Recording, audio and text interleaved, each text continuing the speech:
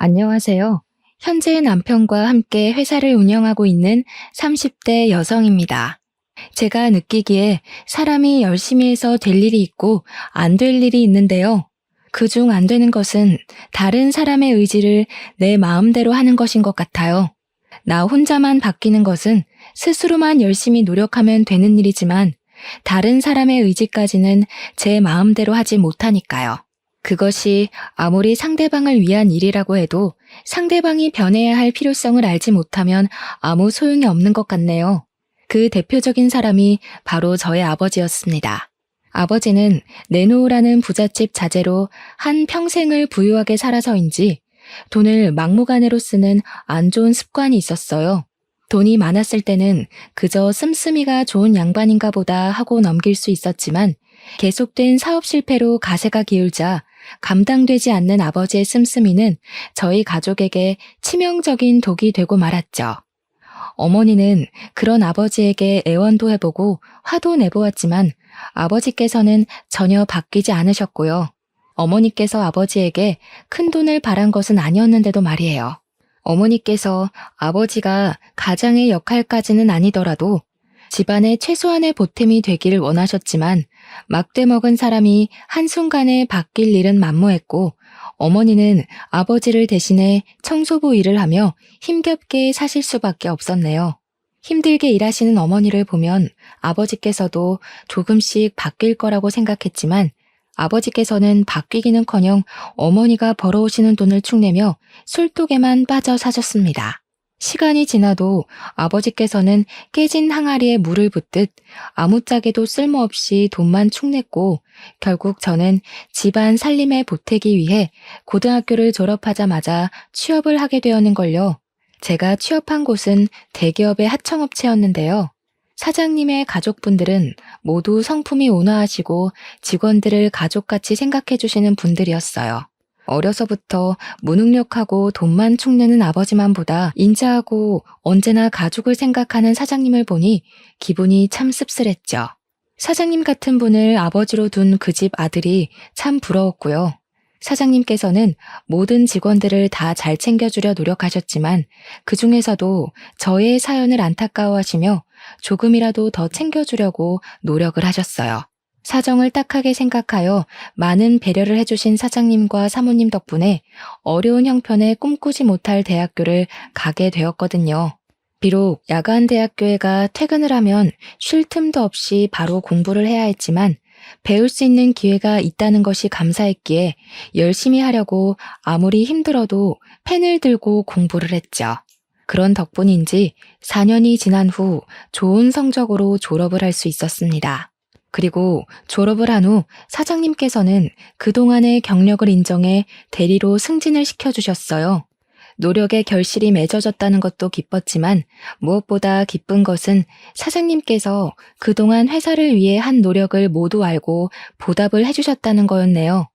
사장님께서 그동안 회사를 위해 열심히 일한 것에 대한 보상을 해주신 거잖아요. 대리가 된 후 사장님의 아들 또한 저와 같은 부서로 입사를 하더라고요. 사장님께서는 아들을 똑같은 사원으로 취급해달라 부탁을 하셨지만 그럴 수가 없었습니다.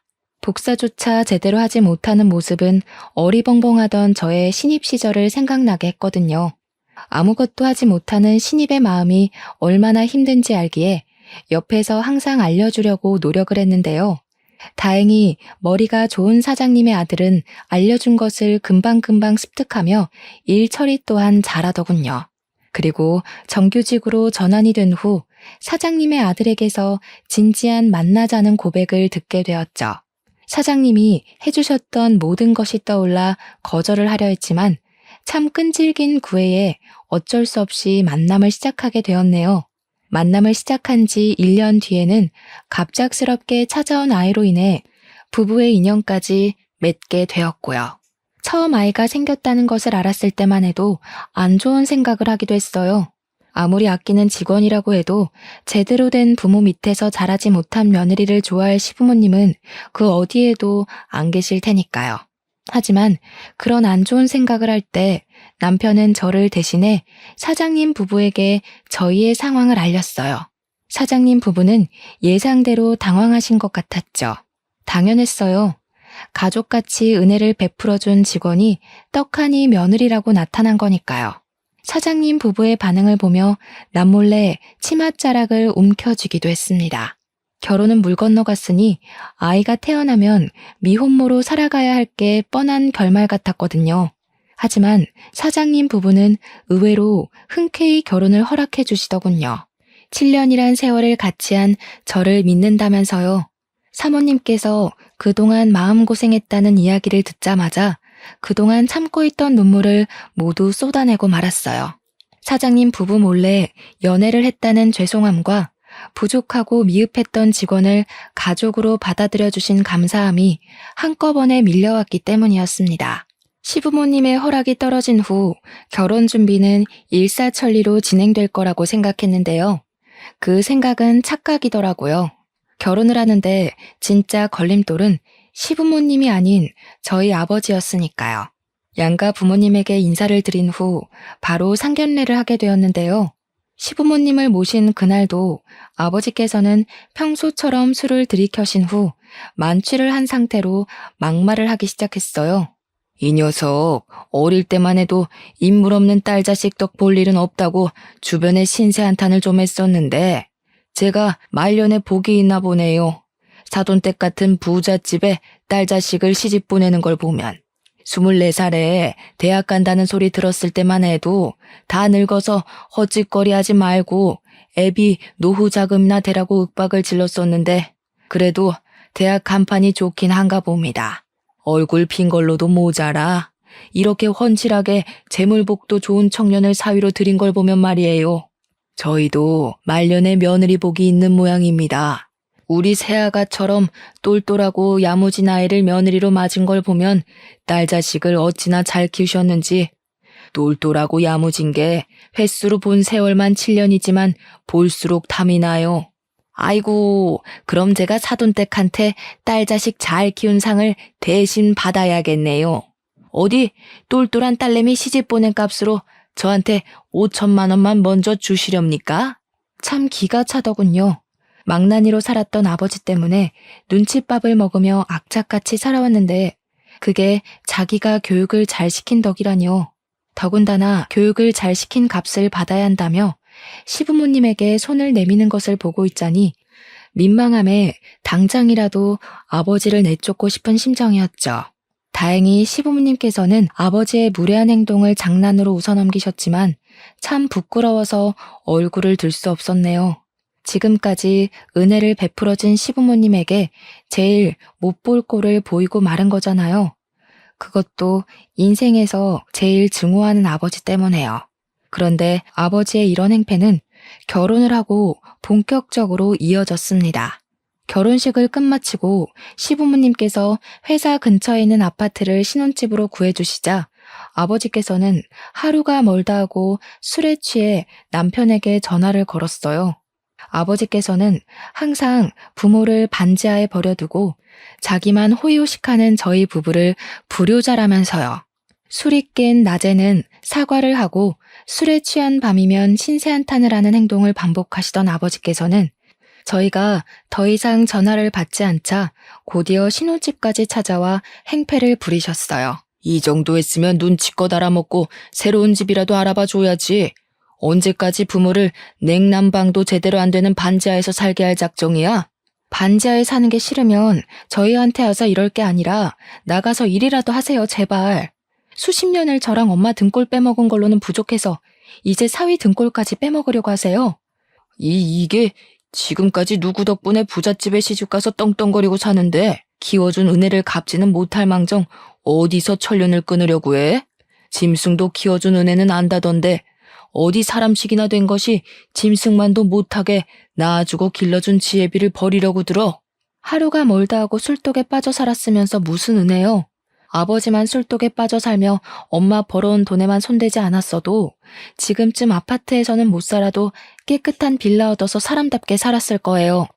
50이 훌쩍 넘긴 나이에도 자신의 힘으로 돈 벌 생각을 하지 않고 타인의 덕만 보려고 달라붙는 아버지를 보니 남편에게 미안해 몸둘 바를 몰랐습니다. 남편은 그동안 최소한의 인격도 갖추지 않은 아버지에게 어른 대접을 해주기 위해 부단히 노력했거든요. 남편이 중간에서 얼마나 애를 썼는지 알기에 더욱더 아버지의 막대먹은 행동을 용서할 수가 없었습니다. 그래서 만취한 아버지가 또다시 신혼집에 들이닥쳤을 때 가차없이 경찰에 신고를 한 것이고요. 경찰서에 연행된 후 저는 어머니와 상담을 해 알코올 중독 환자를 전문적으로 치료하는 병원에 아버지를 맡기자고 의견을 내었죠. 이미 아버지에게 수십 년 동안 혀를 내둘릴 정도로 당한 어머니께서는 흔쾌히 허락을 하셨고요.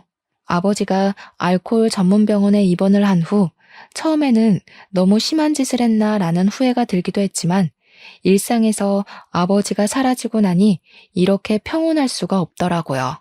썩은 이를 뽑아낸 것처럼 말이에요. 그건 어머니도 마찬가지인 것 같았어요.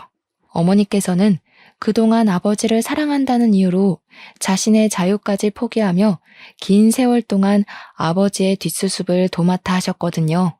몇십 년 만에 처음으로 친구들과 여행을 가신 어머니께서는 여행에서 돌아오신 후 왜 지금까지 바보처럼 참고 살았는지 모르겠다며 지난날의 후회를 털어놓기도 했죠. 그렇게 홀가분한 일상에 익숙해질 무렵 병원에서는 입원 치료가 끝난 아버지를 다시 데리고 가라는 말을 하더군요. 퇴원이란 말을 들었을 때 제일 먼저 떠오른 사람은 다름 아닌 어머니였습니다. 아무리 비싼 돈을 들여 치료를 했다고 해도 무언가를 참고자 하는 의지라고는 눈꼽만큼도 없는 아버지께서 개과천선하여 어머니를 괴롭히지 않을 거란 보장은 없었으니까요. 고민 끝에 염려스러운 점을 말하자 어머니께서도 예전처럼은 절대 못 산다는 말씀을 하셨어요. 한참 말씀이 없던 어머니께서는 고심 끝에 먼저 아버지와 이혼한다는 말을 꺼내시더군요. 더 이상 무능력하고 이기적인 아버지와는 못 살겠다면서요.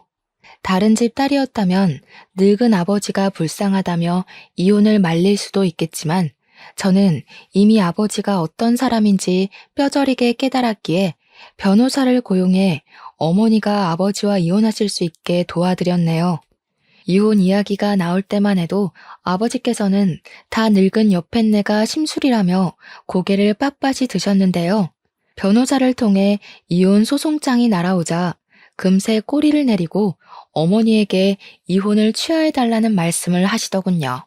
한평생을 어머니의 등 뒤에 숨어 호사를 누렸는데 어머니가 없으면 자신의 밥줄이 끊길 것이 뻔했으니까요.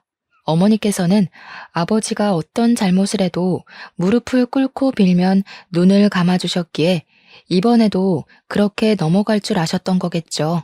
하지만 어머니의 눈에는 이미 수십 년 동안 쓰였던 콩깍지가 벗겨진 상태였기에 아버지의 얇은 수는 통하지 않았는걸요.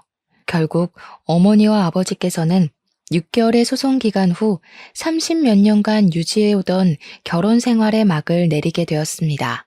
이혼만 한다면 어머니의 일상도 저희 부부의 일상도 평온할 거라 믿었지만 아버지께서는 돈 타령을 하며 오히려 전보다 더 귀찮게 저희 부부를 들들 볶더라고요. 가뜩이나 막달이 다가와 신경이 예민해진 상태에서 속을 긁어대니 편히 쉴 날이 없었어요. 옆에서 모든 걸 지켜보던 남편은 아버지를 회사 경비원으로 취업시키자는 제안을 했죠. 놀고 먹는 일만 하며 시간을 보내던 아버지가 경비원 일을 제대로 할 수 있을 리가 없어 거부했지만 남편은 자신이 다 책임질 테니 한 번만 아버지에게 기회를 주자고 하더군요. 생각을 해보니 생활비가 없다는 둥, 다 늙어서 취업을 시켜주지 않는다는 둥, 쓸데없는 푸념을 들어주는 것보다 회사 경비원으로 취업을 시켜주는 것이 더 낫겠더라고요. 그래서 남편의 의견이 흔쾌히 수락을 하게 되었습니다. 그리고 아버지께서는 걱정과 달리 경비원의 일을 의외로 잘 해냈어요. 지각을 하거나 농땡이를 칠 줄 알았던 저로서는 참 의아한 일이었죠. 어찌되었던 아버지께서는 경비원의 일을 하며 생활비를 충당하셨고 어머니께서는 그동안 못 갔던 여행을 다니며 자유를 누리셨기에 더할 나위 없이 안정적인 나날을 보냈죠. 딸아이 또한 건강하게 태어났기에 더 바랄 것이 없었고요. 하지만 미국으로 유학을 갔던 시누이가 돌아오며 이런 평화는 다 녹은 얼음판처럼 쉽게 부서지고 말았네요. 시댁 식구들은 출산을 한 지 한 달이 채 안 넘었기에 산후조리원에 있으라 말을 했지만 같이 공항으로 나가겠다고 떼를 썼어요. 몸 상태도 괜찮은데 산후조리를 해야 한다는 핑계로 처음 보는 시누이를 푸대접할 수는 없는 거니까요. 말로만 들었던 시누이를 본다는 생각에 공항으로 가는 길이 참 떨리고 설레었어요. 시댁 식구들의 온화한 성품을 이어받은 시누이 또한 분명 잘 맞을 거라고 생각했으니까요. 그런데 이런 설레는 마음은 시누이를 대면한 후 멀리 도망가 버리고 말았습니다. 오빠가 돈도 없고 부모도 별로인 집 여자랑 결혼한다고 해서 엄청 예쁠 줄 알고 기대했는데 너무 실망이네요. 얼굴도 그렇고 몸매도 그렇고 너무 형편없잖아. 도대체 우리 오빠를 어떻게 꼬셨담? 이 사람 입국한 너 보겠다고 출산한 지 얼마 되지도 않은 몸으로 여기까지 온 거야. 쓸데없는 말 하지 말고 얌전히 굴어. 오빠 벌써 잡혀 사는 거야? 요즘 애 낳은 게 뭐 그리 대수라고 유난을 떨어. 가족이 됐으면 한국에 처음 들어온 시누이 마중 나오는 거는 당연한 거지. 내가 그런 당연한 거 가지고 고마워해야 돼? 더군다나 새언니 우리 집에서 나오는 돈으로 먹고 사는 밥벌레잖아. 아, 아니다. 우리 엄마 아빠 돈으로 먹고 사니까 돈벌레인가? 말문이 막혀 입도 뻥긋할 수 없었습니다. 남편이 제지를 하긴 했지만 시누이는 계속해서 혼수도 제대로 안 해온 저를 비난하기 바빴거든요. 더 어이없는 것은 시부모님께서는 시누이가 무례한 말을 하는 동안 가벼운 꾸중조차 하지 않는다는 것이었어요. 시댁으로 돌아가는 차 안에서도 시누이는 외모에 대한 지적을 하며 저희 친정을 헐뜯었는데요. 물론 무능력한 아버지로 인해 저희 집이 보잘것없기는 했지만 처음 보는 시누이에게서 가족에 대한 험담을 들으니 기분이 썩 좋지만은 않았네요. 보통의 경우라면 회복되지 않은 몸을 이끌고 나온 것이 고마워서라도 가슴을 후벼 파는 말은 안 하는 게 예의인 거잖아요. 아무런 거리낌 없이 앞담을 하는 시누이를 보며 아, 이게 바로 시짜짓이라는 거구나. 그날 처음 느끼게 되었죠. 원래라면 시누이가 돌아온 후 더 많이 시댁을 방문할 계획이었지만 시댁에 가봤자 시누이는 온갖 트집을 잡을 것이 뻔했기에 도저히 시댁으로 발길이 떨어지지 않더군요.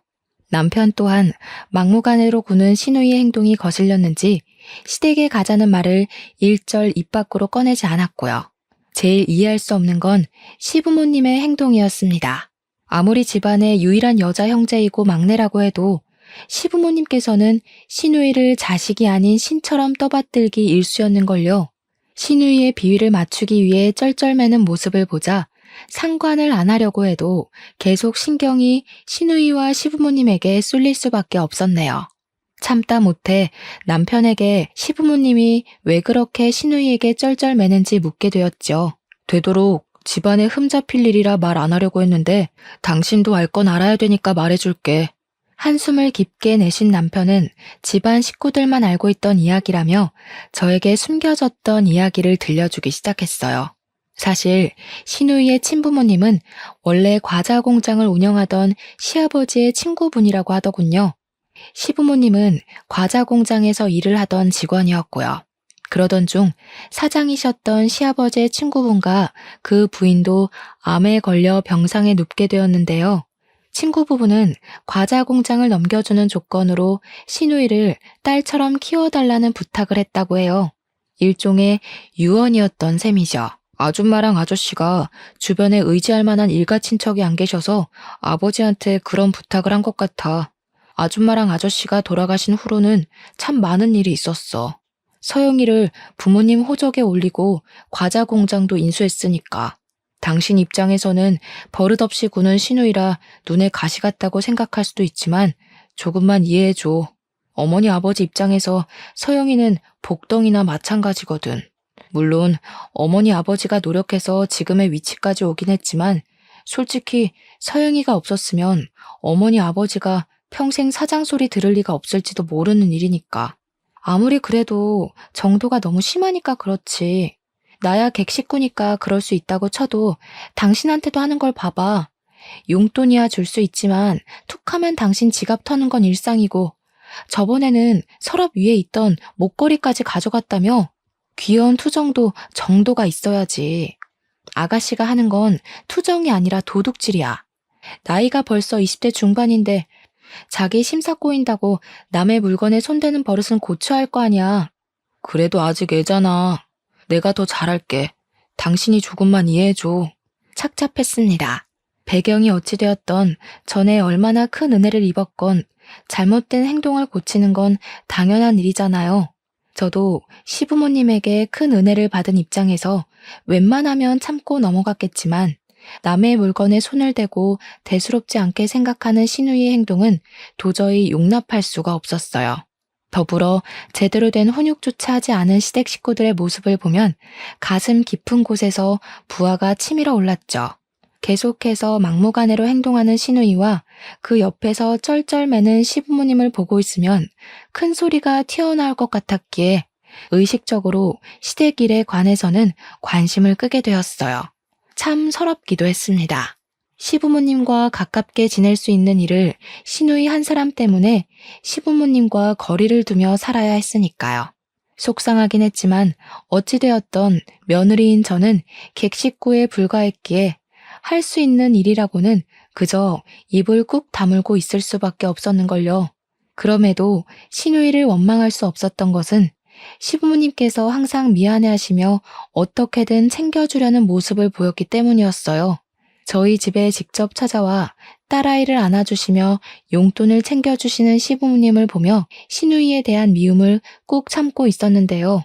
한국에 들어온 지 3달이 넘어가자 시누이는 뜬금없이 회사 일이 하고 싶다며 폭탄 선언을 하더군요. 그것도 제가 팀장으로 있는 회계부서의 말이에요.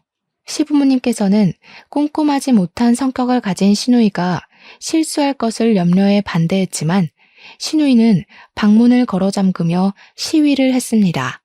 그로 인해 시부모님께서는 어쩔 수 없이 시누이를 회계팀에 보내게 되었고요. 예상했다시피 시누이가 입사를 한 날부터 저희 부서에는 바람 잘 날이 없었어요.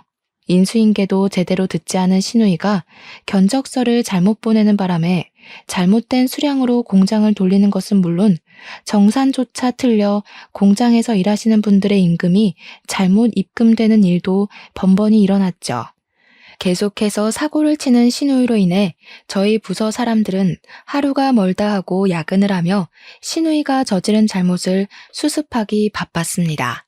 정작 잘못한 사람은 칼같이 퇴근 시간에 맞춰 회사를 나가는데 말이에요. 집에서는 공주 대접을 받던 막무가내로 굴던 상관이 없었지만 회사에서까지 집에서 했던 행동을 반복하니 어느새 인내심은 바닥에 났어요. 시누이 때문에 고생하는 부서 사람들을 봐서라도 그냥 넘어가서는 안 되겠다고 생각을 했고요.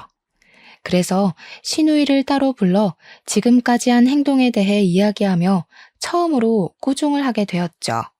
솔직히 이 정도로 꾸중을 했으면 아무리 천방지축으로 날뛰는 시누이라 할지라도 정신을 차릴 줄 알았어요. 참나 어이가 없어서. 새언니, 지금 앉아있던 팀장 자리 우리 엄마 아빠가 앉혀준 거 아니에요? 우리 엄마 아빠 아니었으면 공장 기계가 만지고 있을 고졸 주제에 지금 누구더러 잔소리를 하는 거예요?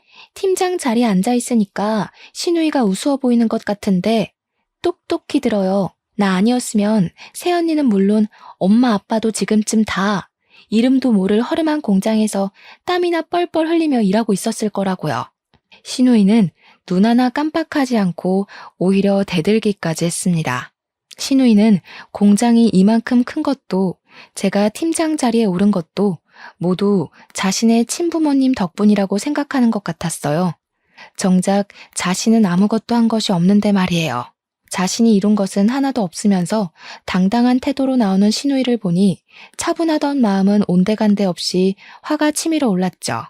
그래서 하지 않아도 될 말까지 한 것이고요. 아가씨야말로 착각하는 것 같은데 시부모님이 이만큼 공장 키운 건 잠도 안 주무시고 열심히 일했기 때문이에요. 내가 팀장 자리에 앉은 것도 마찬가지고요. 내 팀장 자리도 공장이 이만큼 큰 것도 어디 하나 아가씨가 한 공은 없으니 쓸데없는 소리 말고 일이나 똑바로 하세요. 집에서는 시부모님 덕분에 공주 대접받았을지 몰라도 회사에서만큼은 어줍잖은 아가씨 공주놀이에 동참해줄 생각 없으니까요. 기가 막혀. 엄마 아빠 아니었으면 아무것도 아닌 고졸이었을 주제에 지금 나한테 뭐라고 하는 거예요? 네. 안타깝게도 일이야 어찌되었던 지금은 어줍잖은 고졸이 아니라 아가씨 직장 상사라서요. 집도 못 가고 계속 회사에서 컴퓨터 부여잡고 살고 싶으면 어디 한번 마음대로 해봐요. 되받아치는 말을 할 때마다 신우이는 약이 오르는지 얼굴이 시뻘개진 정도로 성질을 냈어요. 그 모습을 보자니 꼭 자기 영역을 뺏긴 동네 강아지 같아서 화를 내던 것도 있고 웃음이 나오려고 했죠.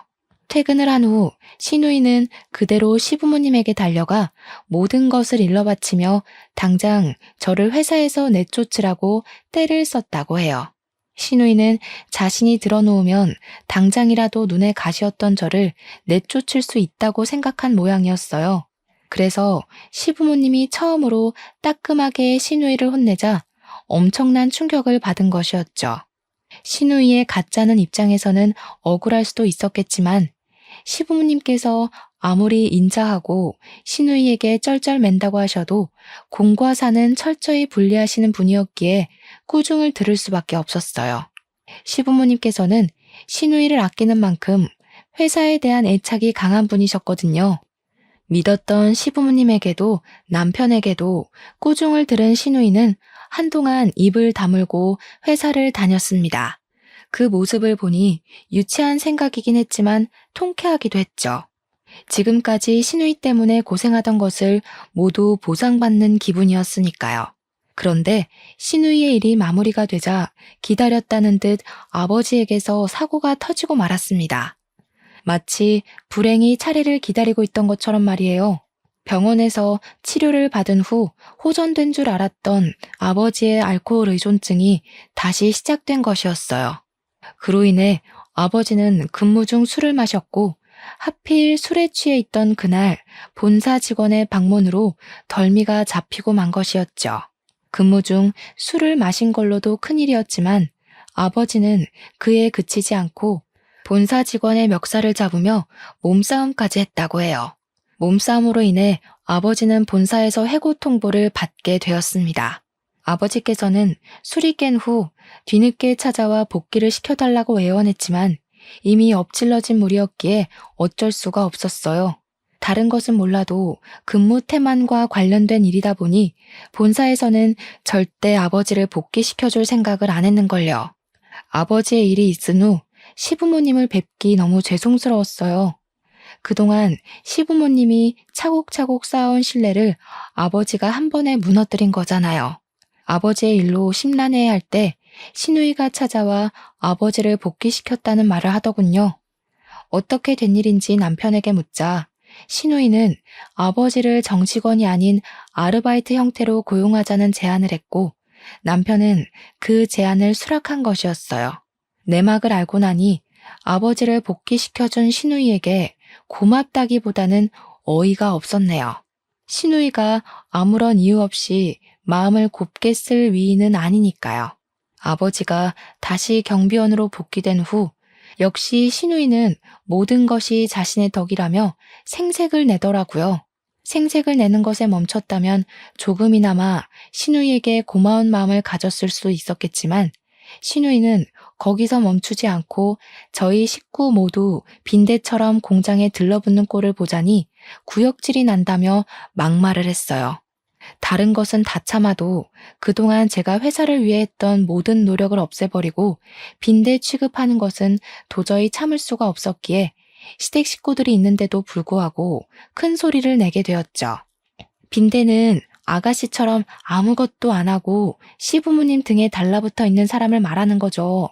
솔직히 부모 잘 만난 거 빼고 아가씨 혼자 한 게 뭐가 있는데요? 지금 나보고 빈대라고 한 거예요? 기가 막혀서 진짜. 누구 덕분에 그쪽 아빠가 버젓이 우리 경비원으로 일하는데 바퀴벌레 마냥 이리저리 눈치 보며 우리 집에 붙어먹는 것도 봐줬더니 아주 자기가 하늘인 줄 알고 떠드나 보지? 너 그게 지금 새언니한테 무슨 말버릇이야? 당장 사과 안 해? 왜 오빠까지 저 여자 편을 들어? 오빠도 봤잖아. 저 여자가 먼저 나한테 빈대라고 한 거. 오빠도 내 덕분에 지금 사장 소리 들으면서 떵떵거리고 사는 거면서 나한테 이러면 안 되지. 아무것도 없이 저 여자랑 둘이 살았으면 오빠가 지금 비싼 외제차 끌면서 살 수 있었을 것 같아? 오빠 지금 자기 능력 덕분에 사장 소리 듣는다고 생각하나 본데 꿈깨. 능력도 일어날 기반 있는 사람이나 펼치는 거지. 기반도 없이 오빠 능력으로만 사장 소리 들을 수 있었다고? 고작해야 회사에 들어가서 쥐꼬리만 원 월급 받으면서 전전긍긍하고 살 회사원 나부랭이나 됐겠지. 너 지금 그게 무슨 말버릇이야? 너 하나 귀하게 키우려고 우리가 어떻게 했는데? 이제 알겠네. 내가 친딸이 아니라서 일부러 눈치 주는 거지? 구박해서 내쫓으려고. 시아버지가 호통을 치자 뭐가 그리 억울한지 신우이는 펑펑 눈물을 흘리며 회사를 뛰쳐나갔습니다. 그리고 걱정으로 잠도 제대로 자지 못하고 주변에 연락을 돌리는 시부모님에게 여행을 간다는 문자 한 통만 남기곤 호련히 비행기를 타고 미국으로 날아갔고요. 신우이가 해외로 여행을 간 후 시댁 식구들의 얼굴에는 걱정이 한가득이었지만 솔직히 저는 막무가내로 구는 신우이가 없으니 너무 편하더라고요. 신우이가 한국에 돌아오지 않고 계속 미국에 있으면 좋겠다는 생각을 할 정도로요. 그리고 말이 씨가 된다는 말처럼 하늘은 이런 소원을 이뤄주시고 말았어요. 일주일 후 귀국한다는 신우이는 2주일이 지나도 연락 한 통이 없었거든요. 처음에는 놀기 좋아하는 신우이가 삐져서 며칠 더 놀고 오는가 보다 생각을 했는데요. 신우이가 챙겨간 시아버지의 카드는 일주일 전을 끝으로 전혀 사용이 되지 않고 있었어요. 신우이에게는 따로 챙겨갈 만한 현금도 없었기에 시아버지의 카드를 쓰지 않는다는 것은 말이 되지 않았어요. 사태의 심각성을 알게 된 시댁 식구들과 저는 부랴부랴 경찰서로 찾아가 신고를 한 뒤 영사관의 도움을 청해 핸드폰 위치 추적을 시작했습니다. 핸드폰에 찍힌 마지막 위치를 토대로 신우이를 찾으려고 했지만 이건 말처럼 쉬운 일이 아니더라고요. 신우이를 찾는 것에 실패한 시어머니께서는 혼절을 하시면서 힘들어 하셨고요. 시아버지와 남편 또한 크게 상심을 하며 갑자기 사라진 신우이를 걱정했고요. 시부모님께서 아무리 회사 일을 중요하게 생각하는 분이라고 해도 자녀를 잃어버린 슬픔을 외면할 만큼 냉철한 분은 아니었어요. 시부모님께서는 신우이가 사라진 것에 대한 자책을 하시며 힘든 나날을 보내셨죠. 어쩔 수 없이 저는 정신이 없는 시댁 식구들을 대신해 회사 일을 도맡아야 했는데요. 책임지고 회사를 꾸려간다는 것은 생각했던 것보다 더 힘들고 고된 일이더군요. 아무런 예고 없이 회사를 찾아오는 본사 직원들을 상대하는 것과 공장에서 일어나는 모든 것을 하나하나 체크하는 일까지 뭐 하나 쉬운 일이 없었습니다. 그런데 엎친 데 덮친 격으로 이제는 아버지까지 말썽을 부리시더군요. 한 차례 실수가 있은 후 잠잠해지나 싶더니 아버지의 고질병인 알코올 중독증이 다시 돋은 것이었죠. 하루가 멀다 하고 무단 결근을 하는 아버지에게 이런저런 일을 말해보았지만 아버지는 나 몰라라 하며 경비원 일을 그만두게까지 했네요. 이로 인해 바쁘고 힘든 나날을 보내는 와중 경비원을 다시 뽑아야만 했고요. 아무리 회사에서 일했던 기간이 길다고 해도 새로운 일을 그것도 혼자 책임지며 일한다는 것은 정말 고된 일이었어요. 하지만 심란해하는 시댁 식구들에게 이 사실을 말할 수는 없더라고요. 가뜩이나 신우이 때문에 잠도 제대로 못 이루는 시댁 식구들에게 또다시 짐을 지게 할 수 없었거든요. 이런 상황에서 생각나는 사람은 어머니밖에 없었습니다. 오래간만에 어머니에게 이런저런 사정을 말하고 나니 마음이 조금 풀리는 것 같은 기분이 들었죠. 시댁 식구들의 사정을 들으신 어머니께서도 혀를 차며 시부모님을 안타까워하셨는데요. 아버지의 이야기를 들으시고는 자신의 일처럼 화를 내셨고요. 그런데 아버지의 이야기가 나오자 어머니께서는 뜻밖의 이야기를 꺼내셨어요. 평생을 남의 뒤에 숨어서 배짱이 마냥 집에서 뒹굴기만 했던 사람이 달라질 리 있겠니? 보니까 어디서 또 자기 수발 들어줄 여자를 구한 것 같더구나. 여자 후리는 재주는 어찌나 좋은지. 다 늙어서도 여자 후리며 집구석에 박혀 있을 줄 누가 알았겠니? 이럴 줄 알았으면 나도 진작 이혼하고 다른 사람 만나서 새 출발할 걸 그랬다. 그놈의 동정심 때문에 젊은 날 청춘을 다 갖다 바쳐서 이 모양 이 꼴이 됐지 뭐냐. 엄마가 잘못 본 거 아니야? 아버지 나이가 60이 넘었는데 수발 들어준다고 나타나는 여자가 있다는 게 이상한 거 아니야? 엄마가 잘못 봤겠지. 물론 아버지께서 인물이 훤칠하긴 했지만 그건 수십 년도 전의 일이었는걸요. 아버지에게 돈이 있다면 여자가 생겼다는 말에 수긍을 할 수도 있었지만 항상 놀기 좋아하는 아버지의 수중에는 단돈 100만 원도 없었습니다. 그런 아버지에게 단지 얼굴이 훤칠하다는 이유로 살림을 합칠 여자는 없잖아요. 그런데 어머니는 이야기를 듣자 답답하다는 듯이 이야기를 해주셨어요. 내가 봤다니까. 밑반찬 해달라, 생활비 달라. 귀찮게 굴던 사람이 통 연락이 없어서 집에 찾아가니 불같이 화를 내더라고. 여긴 왜 찾아왔냐고 네 아버지가 통 난리를 치는 통에 제대로 보지는 못했는데 살림 차린 여자가 네 또래 정도밖에 안 돼 보이더라. 그걸 보고 어찌나 기가 막히던지. 세상에 나이가 60이 넘은 노인네가 딸 자식이랑 비슷한 또래를 끼고 사는 게 말이나 되는 일이니? 가뜩이나 시댁일이며 회사 일로 신경 쓸 것도 많을 텐데. 너도 괜한 일에 신경 쓰지 말고 묻어둬. 신경 써봤자 좋을 거 없다. 머리가 어질어질했습니다. 어머니와 이혼도 한 마당에 아버지의 사생활에 간섭하고 싶지는 않았지만 나이도 있는 양반이 딸 자식과 같은 나이 또래인 여자를 끼고 살다뇨. 자기 나이를 생각하지 않고 젊은 여자를 집안에 들인 아버지도 이해가 가질 않았지만 더 이해가 가지 않은 것은 아버지와 살림을 차린 여자였어요. 아버지에게 뭐가 볼 것이 있다고 그 나이에 자기 돈까지 바쳐가며 합가를 했는지 당최 속내를 알래야 알 수가 없었죠. 어머니께서는 신경 쓰지 말라고 하셨지만 만일의 상황에 대비를 하기 위해서라도 두 사람을 그냥 두고 볼 수만은 없었네요. 혹시라도 아버지의 아이를 임신한 여자가 갑자기 집안에 쳐들어와 돈을 내놓으라고 요구라도 하면 큰일이니까요. 일단 어머니께는 비밀로 하고 아버지의 집으로 차를 몰게 되었는데요. 아버지의 집 근처에 도착하자 자꾸만 한 여자가 눈에 밟혀 계속 쫓아가게 되더라고요. 앞을 가로질러가는 여자는 시누이와 너무 흡사했거든요. 해외에서 실종된 시누이가 한국에 있다는 것은 말이 안 되지만 지푸라기라도 잡는 심정으로 무작정 여자를 따라가게 되었죠. 그리고 앞모습을 확인한 순간 너무 놀라 입을 틀어막을 수밖에 없었네요. 여자는 영락없는 시누이였어요. 다급한 마음에 당장 남편과 시누이에게 전화를 걸었지만 그날따라 시댁 식구들은 영 전화를 받지 않더군요. 그로 인해 저의 속만 타들어갔고요. 하는 수 없이 남편에게 시누이와 비슷한 사람을 봤다는 문자 한 통만 남기고 주차된 차에서 내려 시누이를 따라갔어요. 연락이 오지도 않는 휴대폰을 들고 우왕좌왕 하는 것보다 눈앞에 있는 시누이를 따라가는 것이 더 나은 일이니까요. 미행하는 것이 너무 티나지 않게 일정한 간격을 유지하며 시누이를 뒤를 밟았습니다. 그런데 참 의아한 점이 하나 있었어요. 시누이가 자꾸만 아버지의 집 쪽으로 발걸음을 한다는 것이었죠. 설마 하면서 뒤를 밟는데 시누이는 역시나 아버지의 집 앞에 멈춰서더군요. 손이 떨려 휴대폰 타자도 제대로 칠 수가 없었지만 간신히 정신을 차리고 남편에게 이 상황을 문자로 남겼습니다. 시누이가 아버지의 집으로 들어간 것까지도요. 문자를 보내고 나자 더 경악스러운 장면이 펼쳐졌어요.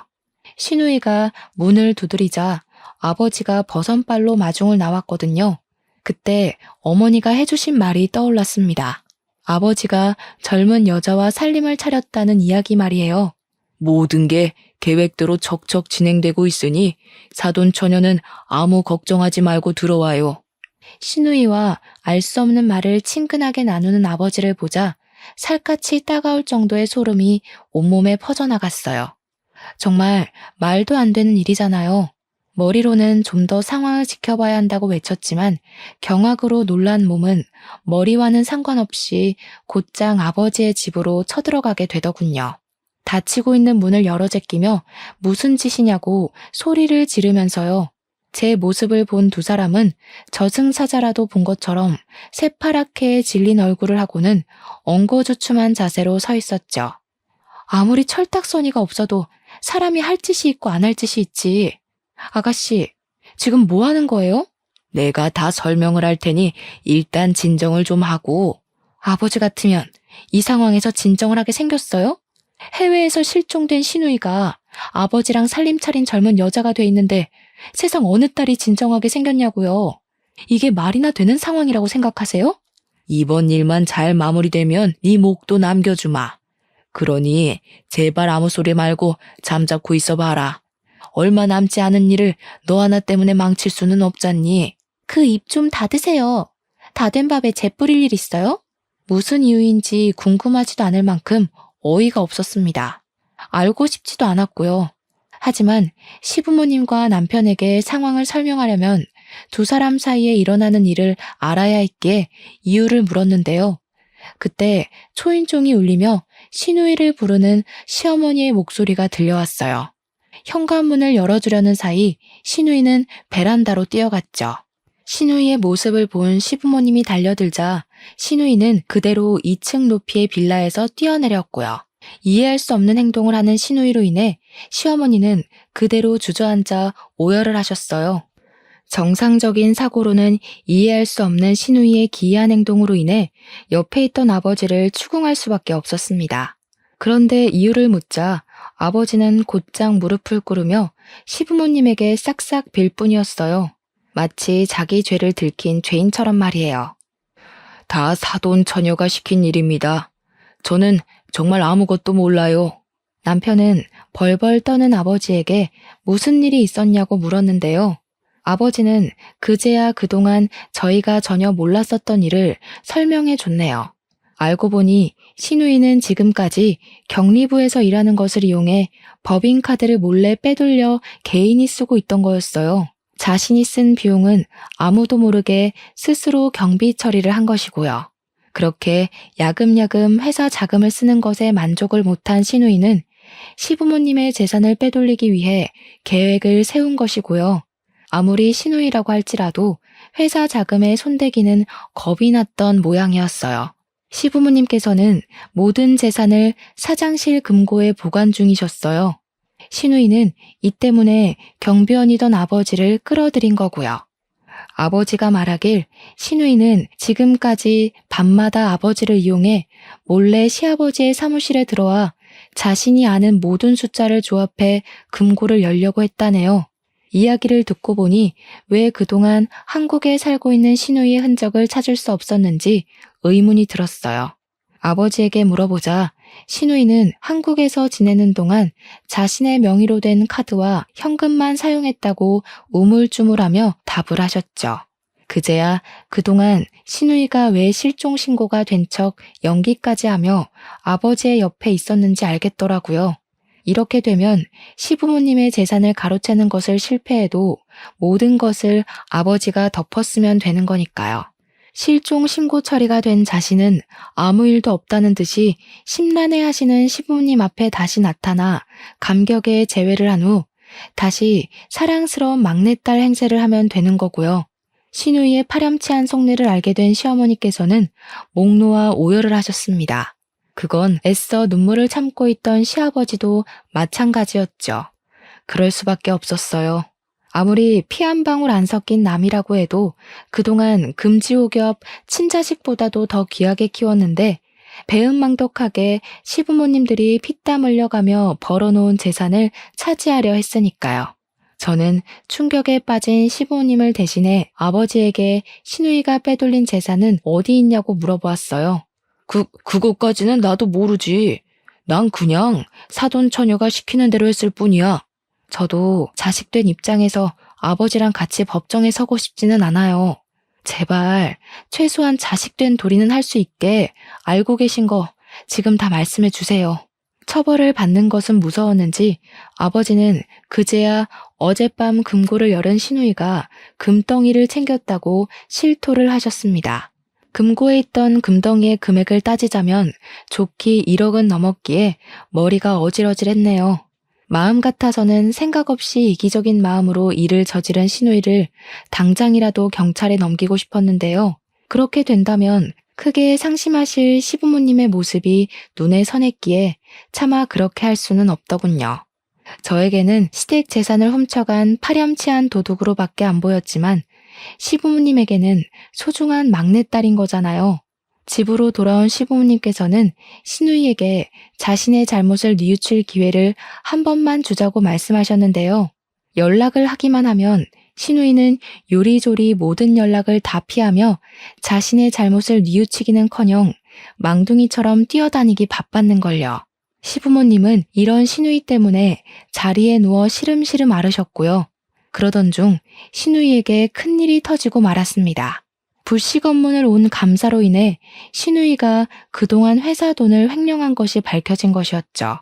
본사 측은 시누이가 회사 돈을 횡령한 사실을 알자마자 돈을 돌려받기 위해 민사소송을 걸었죠. 시누이는 그제야 집에 들어왔고요. 그런데 집에 온 시누이는 잘못한 기색은 전혀 없이 오히려 뻔뻔하게 시부모님에게 어이없는 요구를 했네요. 회사에서 지금까지 내가 썼던 돈 다 채워넣으래. 1억만 엄마 아빠가 내줘. 이놈의 계집애가 제정신이야?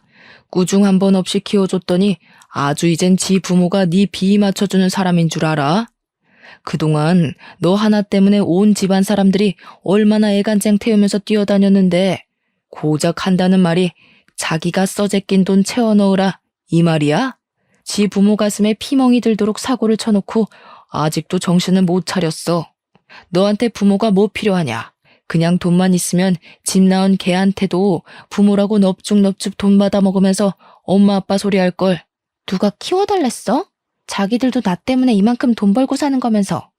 나한테 이 정도 투자하는 건 당연한 거 아니야? 엄마 아빠 진짜 웃겨. 입으로만 내 사랑 우리 딸 하지. 어차피 엄마 아빠 죽으면 재산은 다 오빠한테 줄 거잖아. 그래서 빈털터리로 쫓겨나기 전에 내 목 내가 챙긴다고 한 일인데 그게 그렇게 잘못된 거야? 세상에, 너 지금까지 우리를 그렇게 생각했던 거냐? 그래, 내 말대로 피 한 방울 안 섞인 남인 주제에 우리가 너한테 너무 큰 걸 바랬구나. 잘해줘봤자 남인걸. 지금까지 키워준 정을 생각해서 지금까지 네가 사고친 뒷수습은 우리가 하도록 하마. 대신 앞으로 부모 자식 간의 사이는 끝난 거니 앞으로 무슨 일이 있어도 찾아오지 말고 너 혼자 해결하거라. 웃겨 진짜. 누가 고마워할 줄 알고 그깟 푼돈 좀 쓴 거 가지고 생색내기는. 기분이 상한 듯 입술을 삐죽이던 시누이를 시아버지께서는 억지로 집 밖으로 내쫓으시더라고요. 아무리 인자한 시아버지라고 할지라도 자기 등에 칼을 꽂은 남의 자식을 끌어안고 가는 것은 불가능한 일이었죠. 그 후 시부모님께서는 부모로서 마지막으로 해주는 일이라며 사비로 시누이가 횡령한 돈을 채워 넣으신 후 그동안 미뤄왔던 이사를 가셨네요. 혹여라 시누이가 집으로 찾아올지도 모른다며 이사를 미루던 시부모님께서 이사를 가시는 모습을 보니 씁쓸하기 그지없었어요. 시부모님께서 얼마나 간절한 마음으로 사셨는지 시누이는 죽었다 깨어나도 모를 거잖아요. 그런데 이런 생각을 한 지 얼마 안 돼 시누이에게 연락이 오더군요. 시부모님께서 자기도 모르게 이사를 갔다면서요. 항상 자신의 응석을 들어주셨던 시부모님이 이렇게 강하게 나올 줄은 몰랐던 모양이었죠. 남편까지도 등을 돌렸으니까요. 이야기를 들어보니 시누이는 이미 금덩이를 판 돈을 흥청망청 써제끼다가 돈이 떨어지고 그제야 집을 찾아온 거였습니다. 우리 엄마가, 아빠가 나한테 이럴 리가 없잖아요. 지금 화나서 잠깐 나 버릇 고치려고 그러는 것 같은데 새언니가 한 번만 우리 엄마 아빠한테 전화 좀 해줘요.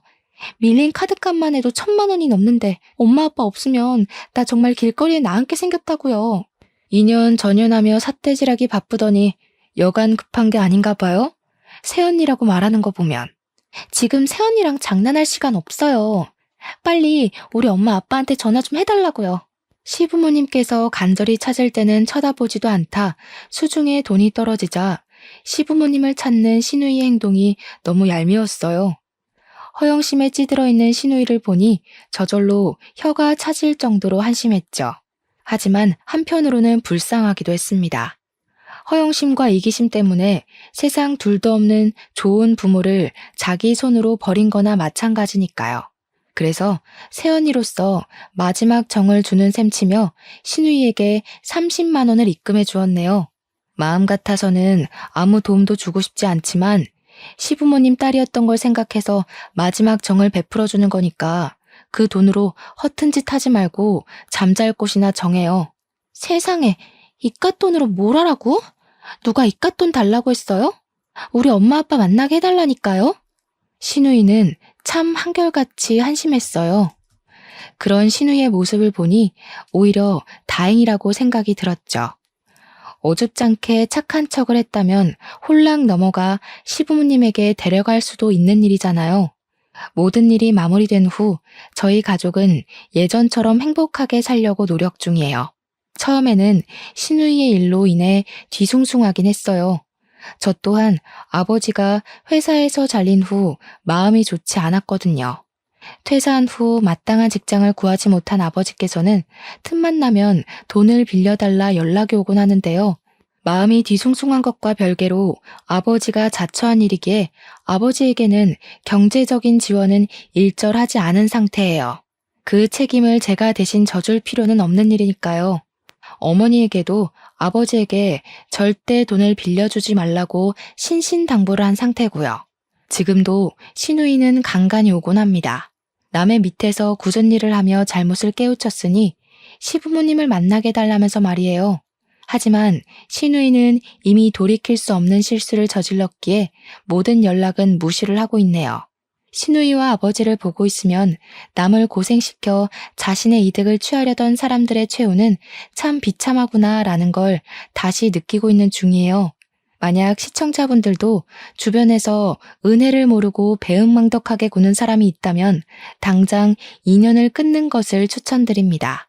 그런 사람들은 인생에 도움이 되지 않을 뿐더러 잘 살고 계신 시청자분들의 인생에 어떤 불행을 가지고 올지 모르거든요.